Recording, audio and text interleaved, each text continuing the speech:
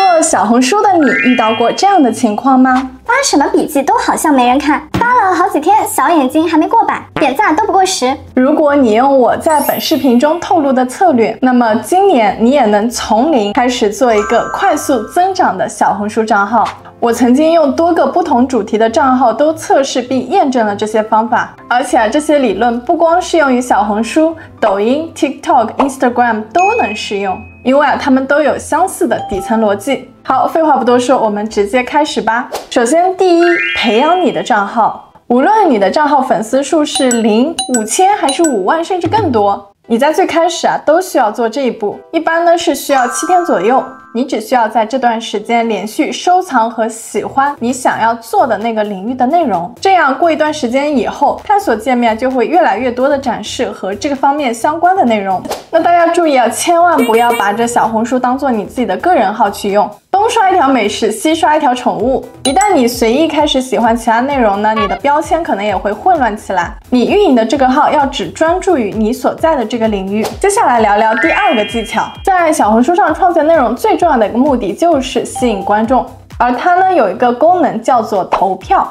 差不多是在1年前发布的，但是我发现有很多人都没有重视它。比如这个帖子，你会看到它做了一个投票，并且有大量的回应。那通过添加这些投票，帖子呢就可以快速的增加参与度，从而使它的曝光量飙升。那如果说你想不到要做什么投票，可以问一些简单的问题，比如你2024年的目标是什么？是赚更多的钱，还是花更多时间陪家人？那我认为这是一个非常重要的功能，甚至可以说它是小红书里面最被低估的功能之一。接下来就是我们要用更好的标题策略。小红书这个软件呢，它就是希望人们尽可能花更多的时间停留在它自己的 App 上。那即使观众在你的标题停留2到3秒钟，这也将算法认为人们对这篇帖子感兴趣，从而增加它的总曝光和观看时间。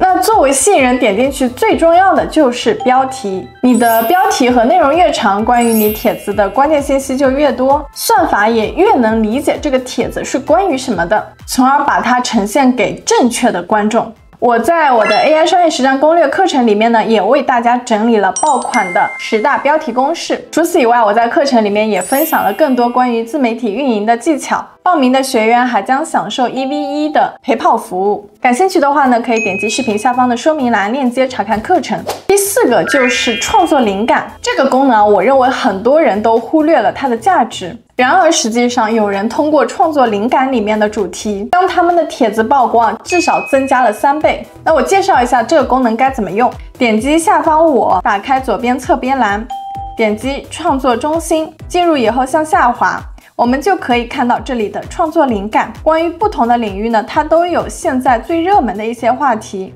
例如你想用小红书来制作 AI 网红，不知道平时该发什么样的内容的话，这里的话题绝对就是最好的参考了。挑选几个发布人较多的话题，点进去看看大家的照片风格和文案，模仿发布就好了。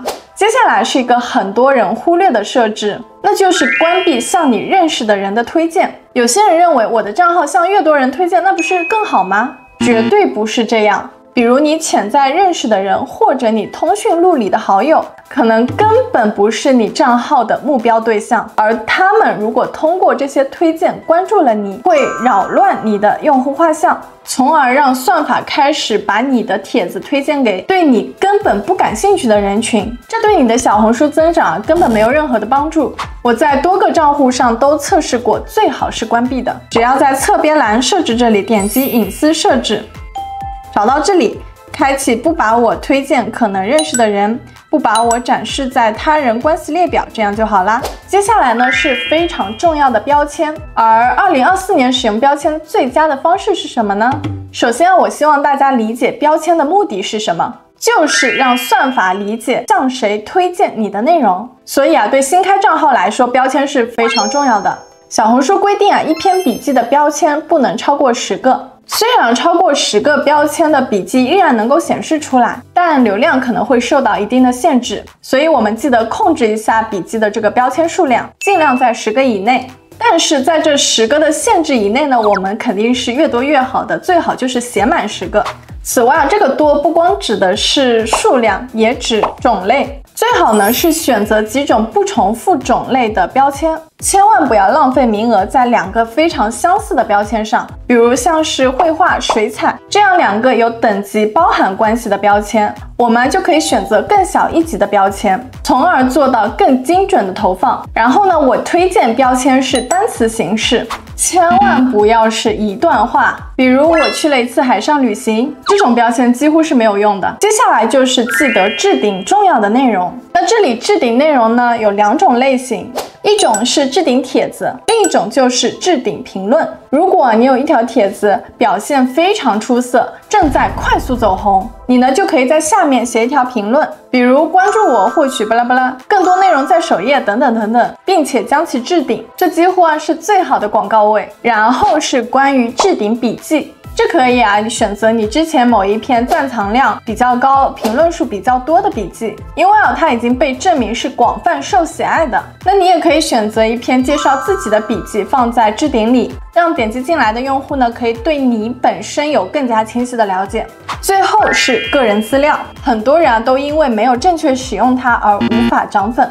我们需要使用个人资料来捕捉某个群体的注意力，并且引导他们关注。所以他们为什么应该关注你，一定要在你的个人资料页里面做出回答。那如果你正在寻求账号的增长的话呢，就不要在自己的个人资料页中过多销售，这是大家常犯的禁忌。我建议可以这样写。第一行描述你的账号，你的品牌是做什么的。第2行，你为潜在的关注者提供什么样的价值，他们为什么应该关注你。第3行不要写关注我或关注我们，要更聪明一些，比如加入大家庭、加入社区等等。像这样去设置你的个人资料，就可以大幅度的提高你的转化率。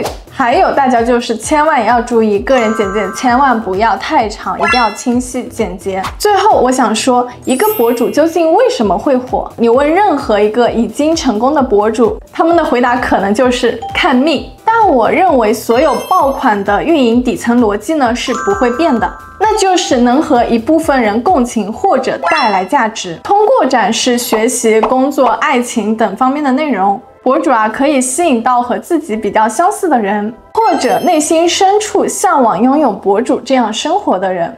而个人魅力往往来源于真人的丰富经历和细腻的情感，在这点上 AI 网红总是无法匹及的，毕竟好看的皮囊千篇一律，有趣的灵魂万里挑一。所以如果你想用 AI 去打造一个爆款网红，一定要从内容上去产生差异，这样你才能让你的观众始于颜值，陷于才华，忠于人品。我是木子，带你一起用 AI 改变生活，赚被动收入。